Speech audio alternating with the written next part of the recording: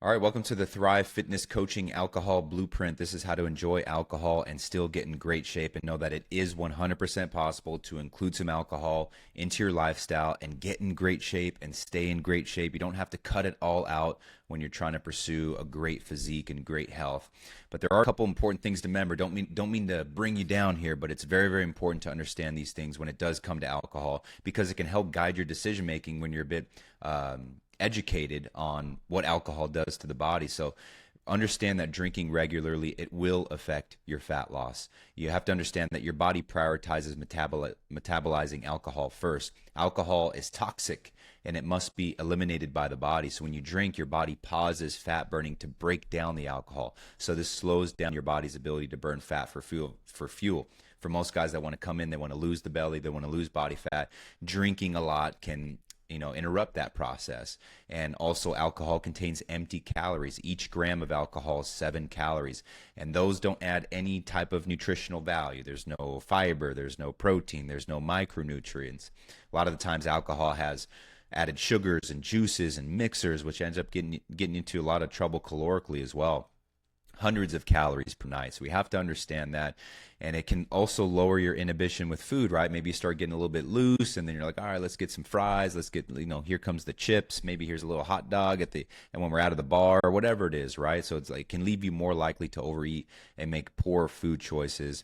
Maybe even binge eating, or late night fast food runs. And again, those are just 100% going to throw off your calorie deficit. So you have to be mindful of that, and also have to be mindful of what's going on underneath the hood too. So when you are drinking regularly, it can suppress your testosterone production. It can elevate the stress hormone cortisol, both of which are critical for maintaining muscle and burning fat effectively. We want to have good high testosterone. We want to be suppressing cortisol. We want to be sleeping well.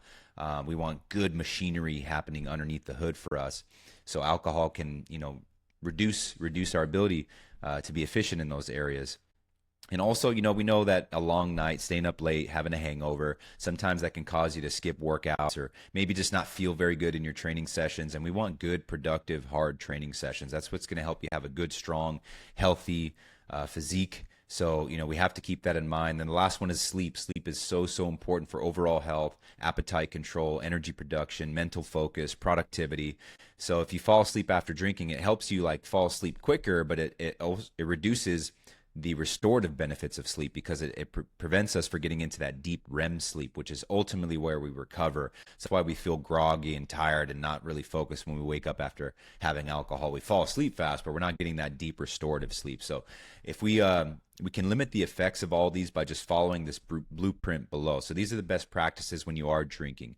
You want to opt for clear spirits and 0-calorie mixers. So stick with things like tequila, vodka, gin, or diet soda and sparkling water, right? You want to avoid sugary mixers that have all those hidden calories that add up really, really fast. And don't overload on food beforehand. Like if you have a gigantic meal, your body has a lot to absorb. So when you do drink, you might not feel the effects, why most people end up liking drinking, to feel a little something, right? Feel a little bit looser, relaxed, or whatnot, right? So a light, balanced meal or snack before can help slow the alcohol absorption, but avoid stuffing yourself. If you're drinking on a heavy stomach, like I said, you can intake a lot more. So keep it minimal, just enough to enjoy yourself. Like you don't need 5 or 7 drinks to relax, right? That's just more indulgence. Like limit yourself to an amount that helps you feel that relaxation, enjoy the moment without losing control or sabotaging your goals. And try to stay hydrated too. Like, try not to have drinks back to back to back to back to back. Like drink water between each alcoholic beverage. That's going to slow you down. And it's a simple habit that prevents overeating and preventing hangovers too as well. Hydration. That's why we feel so nasty the day before, because we're just so dehydrated.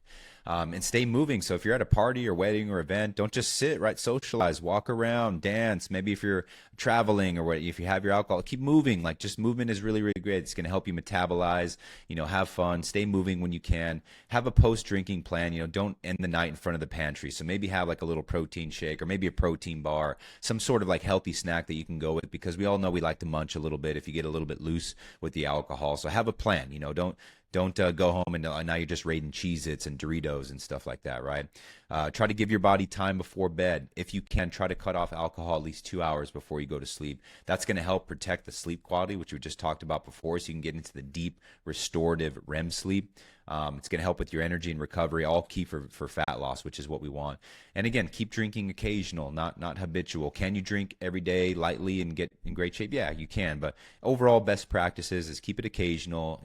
Let it be for a good time with your family, your friends, and whatnot. If you're in a fat loss phase, it should be a rare exception, not a weekly norm. The less frequently you drink, the better your results are going to be. And use the 80-20 rule to track your calories. So again, you don't need to be perfect. Aim for 80% of your calorie intake to come from whole, nutrient-dense foods. And the other 20%, you can have the flexibility. You can have some drink or whatever it is and totally be able to get in great shape. So again, just know what to look for. So on the left-hand side, we want to be avoiding regular soda like Coke and Sprite, fruit juices, orange juice, cranberries loaded with sugars, or heavy beers, heavy ciders, creamy cocktails, frozen margaritas. Those can be crazy, man. Those can get up to 600 calories, with one drink, and some people not, put down two of them in a sitting or whatnot.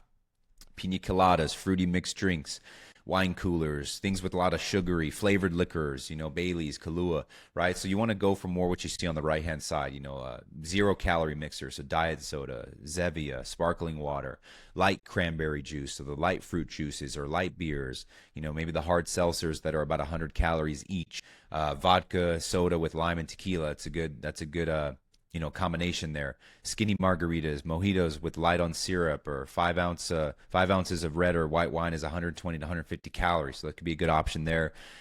Straight spirits with 0-calorie mix. So again, if you stick with these things on the right-hand side, you're tracking your calories, you include it into your 20%, you give yourself a goal and you stick to it. You're not having 7 drinks. You can totally have a great time, enjoy your drinks. Again, choose low-calorie alcohol with 0-calorie mix. So that is our alcohol blueprint. When you do that, you can not impede your results when it comes to the program, but you can still incorporate it as a part of a healthy lifestyle and get great results.